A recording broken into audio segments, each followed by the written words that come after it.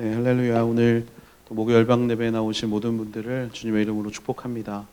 오늘 이 시간에 말씀을 통하여서 저 먼저 그리고 우리 모두가 하나님의 이 부르심 앞에 아멘으로 화답할 수 있게 되기를 주님의 이름으로 축복합니다. 네, 저의 인생을 짧으면 짧다고 볼 수 있는 인생이지만 저의 인생 가운데는 두 가지의 인생의 고백의 찬양이 있습니다. 아마 여러분들도 인생의 찬양을 하나씩은 다 가지고 계실 거라고 믿는데요. 하나는 십자가의 길 순교자의 삶이라는 찬양입니다. 이 찬양은 제가 온누리교회를 몰랐을 때 이 온누리교회에서 작사 작곡이 된 찬양으로 하스테반 선교사님이 만드신 곡으로 알고 있는데요.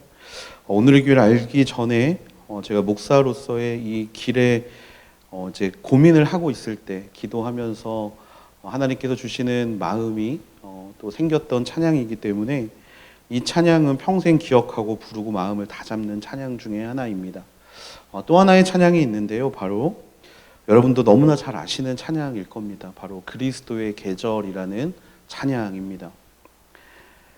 제가 어떤 목사님께 듣기로는 이 찬양이 한국 대학생 선교회, 즉 CCC라는 곳에서 섬기셨던 김준곤 목사님께서 그 삶을 돌아보시면서 이런 땅이 되기를 기대하고 소망하는 마음으로 작사 작곡을 부탁했다라고 들었습니다. 그래서 CCC의 주제 찬양으로 한동안 이 그리스도의 계절의 찬양이 많이 불림을 당했습니다. 혹시 내가 CCC 출신인데 잘못된 정보다 하시면 예배 끝나고 저한테 말씀해 주시면 좋을 것 같습니다. 그리스도의 계절의 찬양의 가사는 여러분 잘 아시는 것처럼 이렇습니다. 민족의 가슴마다 피 묻은 그리스도를 심어 이 땅에 푸르고 푸른 그리스도의 계절이 오게 하소서. 이 땅에 하나님의 나라가 이루어지게 하옵소서. 모든 사람의 마음과 교회와 가정에도 하나님 나라가 임하게 하여 주옵소서. 주의 청년들이 예수의 꿈을 꾸고 인류 구원의 환상을 보게 하소서. 한 손엔 복음 들고 한 손엔 사랑을 들고 온 땅 구석구석 누비는 나라 되게 하소서. 아멘. 사실 이 찬양을 부를 때마다 제 마음에는 굉장한 감동이 있습니다. 왜냐하면 누구나가 꿈꾸는 바로 그런 복음이 전해지는 현장, 그리고 누구나가 바라는 하나님의 부르심 받은 일꾼으로서의 삶의 모습이 바로 이 찬양 안에 들어있기 때문인 것 같습니다. 이 찬양이 저의 인생 찬양인 이유는 바로 제가 낙담할 때마다, 제가 목사로서의 부르심을 혼란스러워 할 때마다, 내가 지금 무엇을 하며 살아가고 있는지를 고민할 때마다 이 찬양을 부를 때 다시 한번 내 안에 하나님께서 보여주시는 길이 정립되는 것을 느끼는 찬양이기 때문에, 복음에 대한 열정이 회복되는 찬양이기 때문에 이 찬양을 저는 굉장히 좋아합니다. 앞에서 말씀드린 김준곤 목사님께서도 소천하실 때 유언으로 바로 이 찬양을 부르셨다라고 합니다. 이 땅에 푸르고 푸른 그리스도의 계절이 오게 하소서. 저희 첫 아웃리치는 캄보디아였습니다. 캄보디아에서 지금 모두가 매일 함께 모아서 마음을 모아 기도하고 계시는 민성기 선교사님께서 저의 첫 아웃리치를 담당해 주셨던 선교사님이셨습니다. 처음 간 아웃리치는 제게 굉장한 도전이었고 모든 것이 새로웠고 또 내가 모르던 이 땅 가운데 하나님이 어떻게 역사하시는지를 볼 수 있었던 자리였습니다. 그리고 바로 그 옆에서 정말 민성기 선교사님을 바라볼 때마다 참 부러웠습니다. 복음을 위해서 일평생 헌신하시고 또 그렇게 살아가는 어떻게 보면 롤모델과 같은 선교사님의 모습을 볼 때마다 제 마음 가운데 복음에 대한 열정이 너무나 부족하구나, 나는 참 부족한 사람이구나라는 것을 느낄 수 있었기 때문입니다. 캄보디아에서의 시간은 너무나 행복했고, 나도 앞으로 이런 부르심 받고 하나님께서 보내시는 곳에 가서 선교하면서 사는 것을 인생의 방향으로 잡고 있었던 때였습니다. 강가에서 노을을 바라보면서 너무나 예쁘다라고 감탄하고 있었는데 민성기 선교사님께서 제 옆에 오셔서 이렇게 말씀을 해주신 기억이 납니다. 그때는 제가 전도사였기 때문에 제 이름을 부르시면서 선교가 뭐라고 생각해? 라는 굉장히 어려운 질문을 저에게 하셨습니다. 학교에서 배우기로는 선교는 경계를 넘는 거다 뭐 이렇게 배웠는데요. 근데 그런 말을 하기에는 그런 분위기가 아니었습니다. 굉장히 진지한 표정으로 저에게 물어보셨기 때문에 저는 사실 대답을 잘 못했던 것 같습니다. 그런데 선교사님께서 저에게 하셨던 말씀이 뭐였냐면 선교는 낭만이야 라고 말씀하셨습니다. 선교는 낭만이야.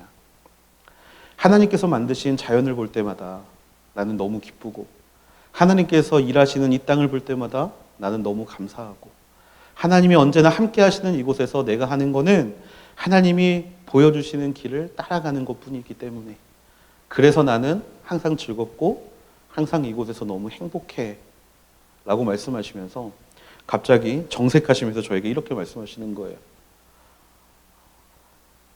우리가 선교하면서 희생한다고 말하는 건 잘못된 거야.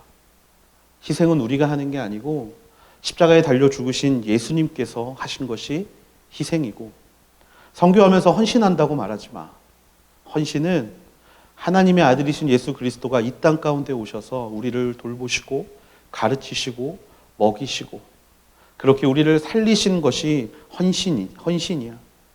그러니까 우리는 헌신한다고 말하지 말고, 그리고 희생한다고 말하지 말고, 그냥 그분을 따라가는 인생이면 좋게, 그분을 따라가면서 즐거워하기만 해도 우리는 하나님의 기쁨이 되는 인생을 살 수 있어라고 말씀해 주셨습니다.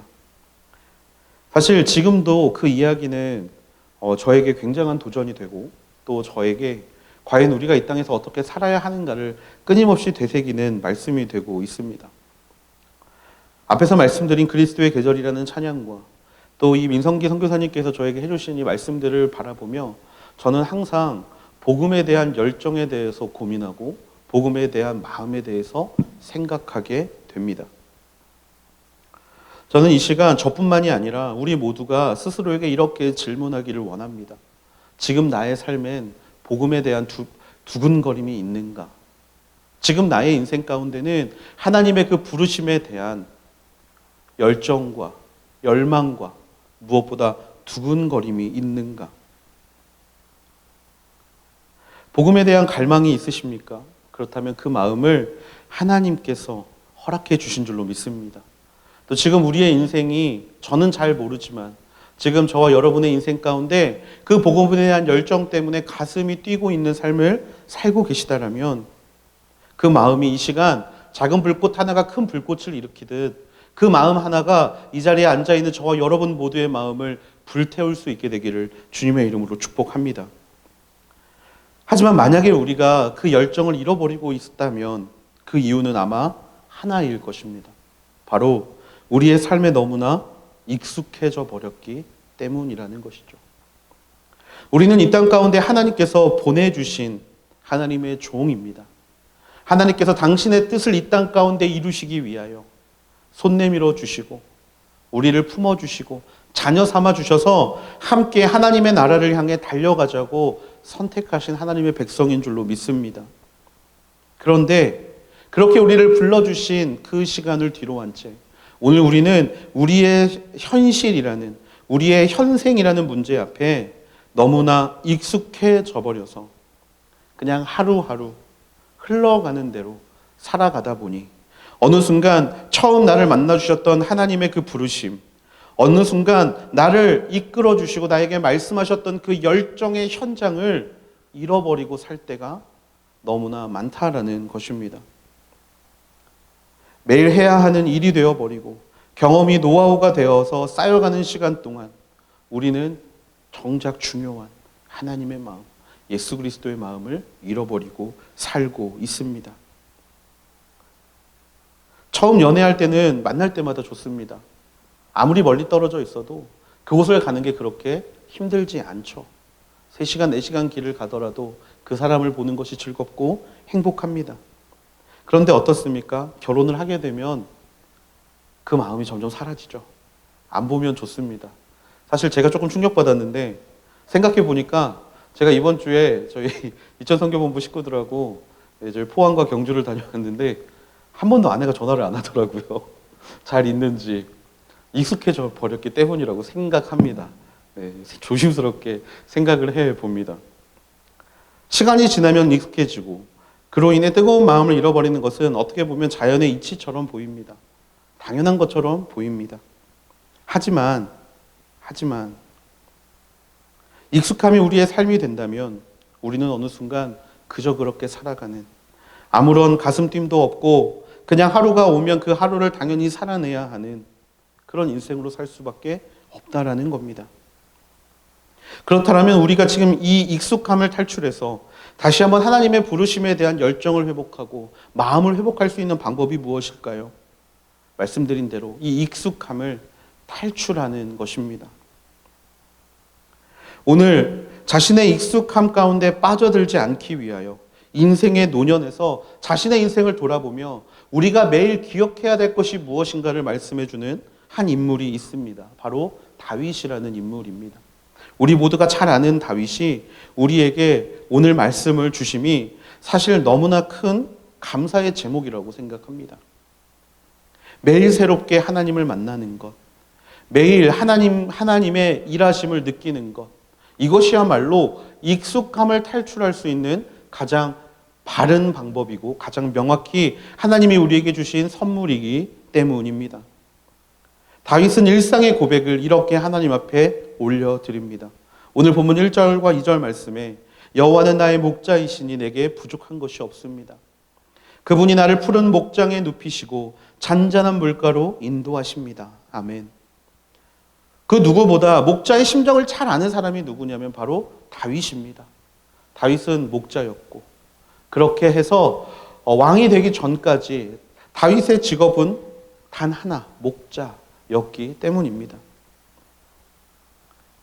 누구보다 목자의 심정을 잘 아는 다윗의 입에서 나오는 여호와가 나의 목자라는 이야기는 그분의 헌신과 사랑이 얼마나 큰지 감격하고 있다라는 이야기입니다.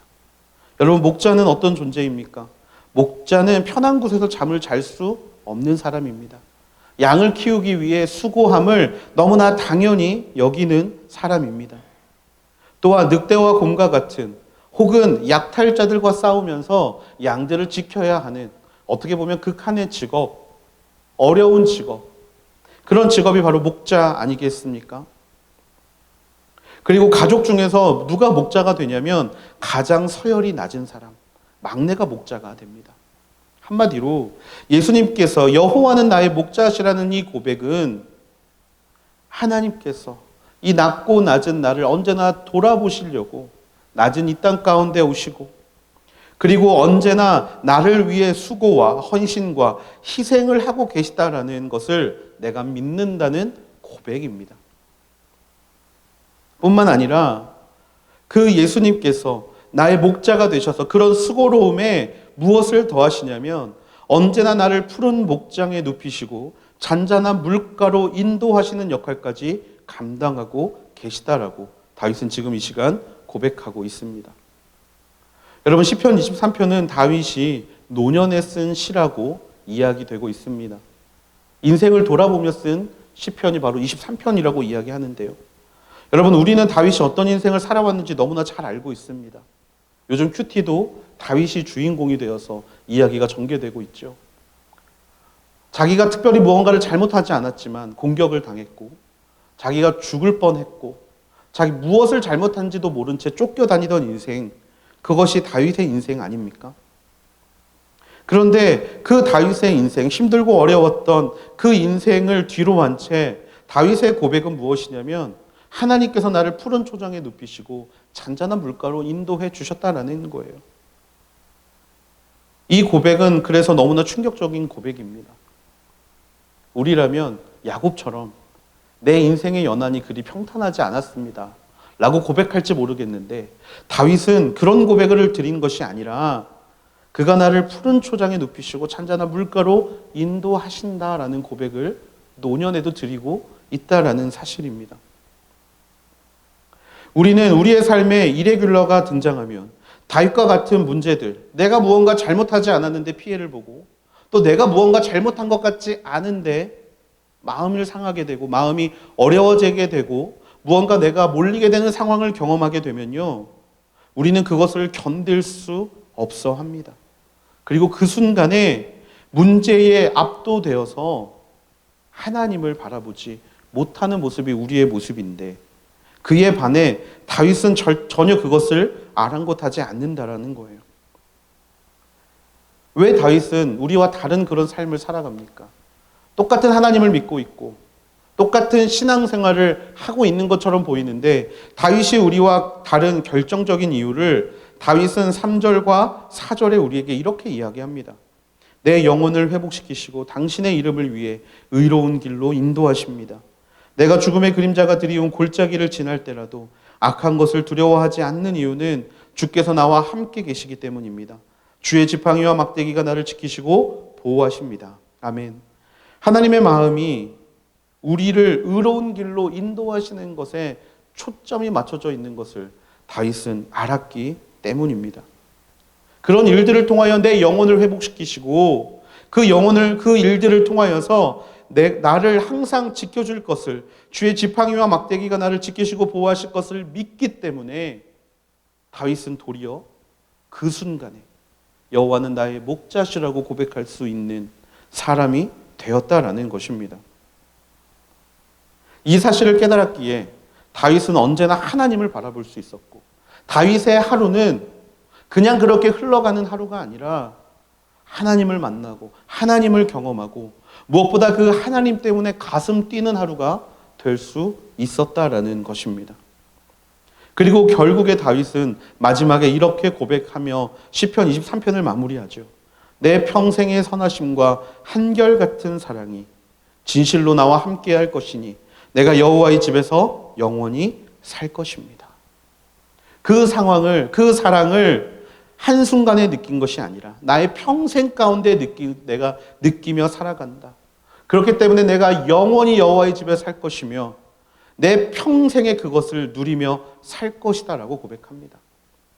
여러분, 우리가 복음의 열정을 회복하기 위해서 기억해야 될 것은요, 바로 지금 이 순간 우리에게 허락되신 이 하루와 우리에게 허락된 이 시간이 하나님께서 그냥 주신 시간이 아니라는 것을 깨닫는 데에서부터 시작함을 우리는 기억해야 합니다. 이것과 동일하게 예레미야는 이렇게 고백하고 있습니다. 예레미야가 이 3장 22절에서 23절에 보면 여호와의 인내하심이 끝이 없는 것은 그분의 긍휼하심이 끝이 없기 때문입니다. 그것들이 아침마다 새롭고 주의 신실하심이 큽니다. 매일이 새롭고 아침마다 새롭고 늘 새롭게 하나님을 만나는 사람이야말로 복음의 열정을 잃어버리지 않는 사람이라고, 매 순간 그것들을 가지고 하나님 앞에 나아가는 사람이야말로 지금 내가 살아있는 이유를 깨닫고 내가 지금 무엇을 해야 하는지를 깨닫고 내가 어떻게 하나님 앞에서 달려가야 할지를 깨닫게 된다라는 고백이 시편 23편 안에 담겨져 있다라는 것입니다. 여러분, 오늘 우리는 이 다윗의 고백과 같은 고백이 바로 저와 여러분의 입술에서 흘러나오는 고백이 되어야 할 줄로 믿습니다. 우리에겐 부르심을 거절할 수 있는 수많은 이유들이 있습니다. 수많은 이유들이 있어요. 나의 상황이 여의치 않아서, 나의 형편이 여의치 않아서, 또는 나의 나이가 많고, 또는 내가 지금 그것을 감당하기엔 다른 모든 너무나 많은 일들이 있기 때문에 정말 수많은 이유, 정말 99가지의 이유가 복음의 열정을 회복하려는 나의 마음에 장애물처럼 가로막을 수 있습니다. 하지만 여러분, 우리는 변명은 하지만 알고 있습니다. 바로 그 어떤 것도 하나님의 부르심의 이유보다 앞서지 못한다라는 사실 말입니다. 아직 그 부르심에 대한 열정의 씨앗은 저와 여러분의 마음에 항상 심겨져 있습니다. 그렇기 때문에 비전을 선포하는 찬양을 들으면 마음이 뜨거워지고, 부르심에 대한 말씀을 들을 때면 내가 할 수 있는 일이 무엇인가를 다시 한번 하나님 앞에 기도하며 나아가게 되고, 그렇게 하나님께서 일하신다라는 찬양을 부를 때마다 우리의 마음이 뜨거울 수 있는 이유는 바로 그 복음의 부흥의 열정을 회복할 수 있는 씨앗이 저와 여러분의 마음 가운데 있기 때문입니다. 우리가 지금 해야 할 것은 매일 새로운 하나님을 경험하고 우리를 하나님 앞에 나아가지 못하게 하는 모든 변명들을 뒤로 한 채 내 평생의 선하심과 한결같은 사랑으로 나를 바라보시는 하나님께 우리의 마음의 보좌를 올려드리는 일이 되어야 할 줄로 믿습니다. 성경을 보면서 가장 비전에 대해 명확하게 반응하는 사람 중에 하나가 갈렙이 아닐까 싶습니다. 노회하였고, 어떻게 보면 사역 일선에서 물러나야 했고, 어떻게 보면 그렇게 다른 젊은 사람들을 양육하는 것에 자신의 일생을 바치는 게 어색하지 않은 그 갈렙도 하나님의 부르심 앞에 이 산지를 내게 달라고, 내가 먼저 달려가겠다고, 내가 다시 한번 그 전쟁에 앞서서 하나님의 부르심 앞에 두 손 들고 나아갈 테니 하나님 나를 붙잡아 달라고 고백하는 사람이 될 수 있었던 이유는 매일 새로운 하나님을 경험했기 때문인 줄로 믿습니다. 내가 서 있는 이곳에서 높임을 받으소서. 내 평생에 주의 이름 높이며 어느 곳에 서든지 주님을 예배하리라. 내가 밟는 모든 땅 아버지의 영광이 선포되어야 하리. 나를 통하여 나의 입술을 인하여 주의 이름 높임을 받으소서. 여러분, 이런 찬양을 부르면서 그냥 그랬으면 좋겠다, 소망하고 희망하는 인생이 아니라 내가 달려가는 그곳 가운데 우리가 고백하는 이 찬양의 가사와 같은 역사가 일어나는 것을 보게 해달라고, 그렇게 다시 한번 하나님께 부르짖으며 나아갈 수 있는 우리 모두가 되기를 소망합니다. 아침마다 새롭고 늘 새로운 하나님을 만날 수 있는 저와 여러분이 되기를 주님의 이름으로 축복합니다.